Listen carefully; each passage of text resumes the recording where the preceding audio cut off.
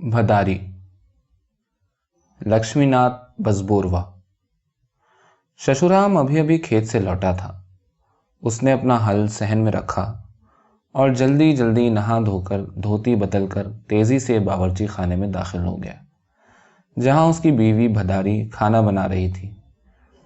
शशुराम ये जानकर बहुत नाराज हुआ कि अभी तक चावल तैयार नहीं हुए थे और हांडी भी नहीं चढ़ी थी। ढकिया को भी नहीं छीला गया था और दरांती सूखे हुए झाड़ की तरह ऐसे केले के पत्ते पर पड़ी हुई थी जैसे मरा हुआ मोर, और काटी मछली जमीन पर ऐसे पड़ी हुई थी जैसे कोई मस्त मलंग फकीर भंग के नशे में पड़ा हो। दूसरी जानिब भदारी बैठी हुई चूल्हा फूंक रही थी और उसकी आंखें धुएं से बंद हुई जा रही थी। खाना तैयार न पाकर शशुराम गुस्से से बिलबिला उठा। सुबह सवेरे ही से वो झगड़े पर आमादा था। कई वजह से उसका गुस्सा बढ़ते बढ़ते नुक्ते उरूज पर पहुंच चुका था।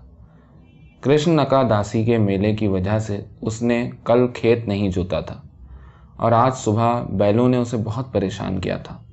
इसके अलावा आज सुबह ही शशुराम का झगड़ा अपने पड़ोसी बाहवा से उसकी ज़मीन पर नाजायज़ तौर पर कब्जा करने के मामले को लेकर हो गया था। झगड़ा बढ़ गया था। मुमकिन है और भी ख़तरनाक सूरत इख्तियार कर जाता, लेकिन बाहुआ ने ख़तरे को भांप लिया और सूरत हाल बिगड़ने से पहले ही भाग खड़ा हुआ।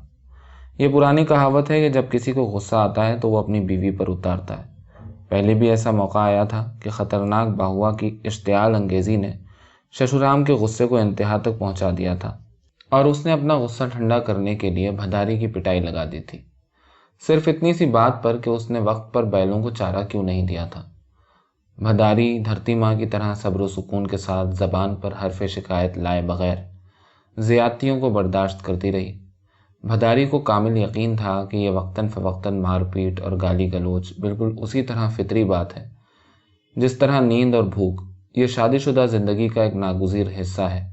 उसको यकीन था कि उसकी मुक्ति शशुराम के तईं उसके पतिव्रता धर्म में है, लेकिन हर चीज़ की इंतहा होती है। खुद धरती माँ जो मुजस्सम तहम्मुल होती है कभी कभी ज़लज़ला ले आती है। इसीलिए ऐसी नाकाबिले बर्दाश्त सूरत हाल में भदारी का बगावत पर आमादा हो जाना गैर फितरी नहीं था। भदारी चूल्हा फूंकते फूंकते आजिज़ आ गई थी। शशुराम ने उसे गज़बनाक आंखों से देखा और दूर से चिल्लाकर कहा, फला फला की बच्ची, तुमने अब तक खाना क्यों नहीं बनाया? क्या तुम्हें मालूम नहीं कि कितनी देर हो गई है? उसकी आंखों में खून उतर आया। धुएं से मुंह फेरते हुए भदारी ने खुश्क लहजे में जवाब दिया, क्या मैं अपने सर से खाना बनाऊं? घर में एक भी सूखी लकड़ी नहीं है। एक गीली लकड़ी से आग जलाने में मरी जा रही हूं। बगैर सोचे समझे तुम्हारा आपे से बाहर हो जाना नाजायज है। उसकी थकी हुई पलकें पसीने से बोझल हो गई थी। क्या कहती है कुतिया की बच्ची? शशुराम गरजा और कंधे उचकाता हुआ भदारी की तरफ लपका और ज़मीन पर पड़ी हुई दरांती उठाकर उसकी कमर पर मार दी। इससे पहले कि वो दूसरा वार करे, भदारी की दिलदोस्त चीख सुनकर शशुराम का छोटा भाई कुना राम जल्दी से दौड़ता हुआ आया और अपने भाई शशुराम को पकड़कर बाहर ले गया। बेचारी भदारी खून में लथपथ बेहोश पड़ी थी। बाद में भदारी को अस्पताल में दाखिल करा दिया गया। अस्पताल में तीसरे दिन जब उसे होश आया तो उसने आंखें खोलकर कमरे में चारों तरफ देखा, जैसे उसे उम्मीद हो कि कोई उसके बिस्तर के पास खड़ा होगा। खिदमतगार उसके पास आया और उस पर एक निगाह डाली। भदारी ने धीमे लहजे में पूछा, वो कहाँ है? तुम किसको पूछ रही हो? खिदमतगार ने कहा। घबराई हुई भदारी ने कहा, अपने शौहर को। अच्छा, वो बदमाश, वो हवालात में बंद है। मेहरबानी करके उसे यहाँ बुला दीजिए, भदारी ने इल्तिजा की। वो कैसे आ सकता है? वो पुलिस की हिरासत में है। उसके बारे में मत सोचो। अगर तुमने उसके बारे में सोचा तो तुम्हारी हालत और ख़राब हो जाएगी। खिदमतगार की बातें सुनकर भदारी की आंखें बंद सी होने लगीं और चंद लम्हों में वो दोबारा बेहोश हो गई। खिदमतगार ने ये बातें डॉक्टर को बताईं। डॉक्टर समझ गया कि अगर शशुराम को भदारी के पास नहीं भेजा गया तो उसकी हालत और ख़राब हो जाएगी। उसने ऐसा इंतज़ाम किया कि शशुराम भदारी के बिस्तर के पास ही रहे ताकि वो होश में आ जाए और अपने शौहर को देख सके। अगली सुबह जब भदारी को होश आया तो उसने देखा कि शशुराम उसका सर दबा रहा है और आहिस्ता आहिस्ता उसके बालों में अपनी उंगलियां फेर रहा है। ये देखकर उसके चेहरे पर इत्मीनान के आसार पैदा हुए, जैसे उसके शौहर की मौजूदगी ने उसके तमाम दुख दूर कर दिए हों। उसके होठों पर हल्की सी मुस्कुराहट आई और उसने पूछा, تم کیسے ہو؟ کیا تم وقت پر کھانا کھاتے ہو؟ فکر مت کرو، میں 1-2 دن میں ٹھیک ہو جاؤں گی۔ مجھے لے جانے کا انتظام کرو، میں تمہاری سیوا کروں گی۔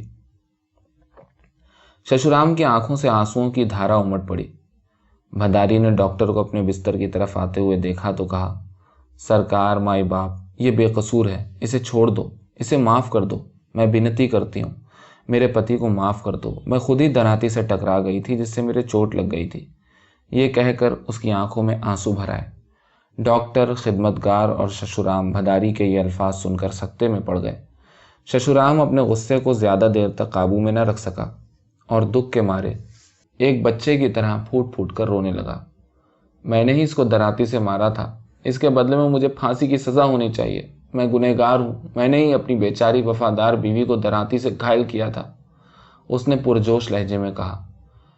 چند ہفتوں میں بھداری کے زخم بھر گئے اور اسے ہسپتال سے چھٹی دے دی گئی۔ حالانکہ اس نے ششورام کو قانونی کارروائی سے چھڑانے کے لیے اسے بے گناہ ثابت کرنے کی کوشش کی، لیکن قانون نے اپنا کام کیا اور ششورام کو 3 ماہ کی قید بامشقت ہو گئی۔ ششورام مسکراتا ہوا اپنے گناہ کا کفارہ ادا کرنے کے لیے جیل چلا گیا۔ بھداری نے خود کو اپنے پیارے شوہر پر مصیبت لانے کا ذمہ دار ٹھہراتے ہوئے اپنے آپ پر لعنت ملامت کی۔ اس نے اپنے آپ کو جتنا برا بھلا کہا، کوئی دوسرا نہیں کہہ سکتا تھا۔ ترجمہ ڈاکٹر ضیاء الرحمن صدیقی۔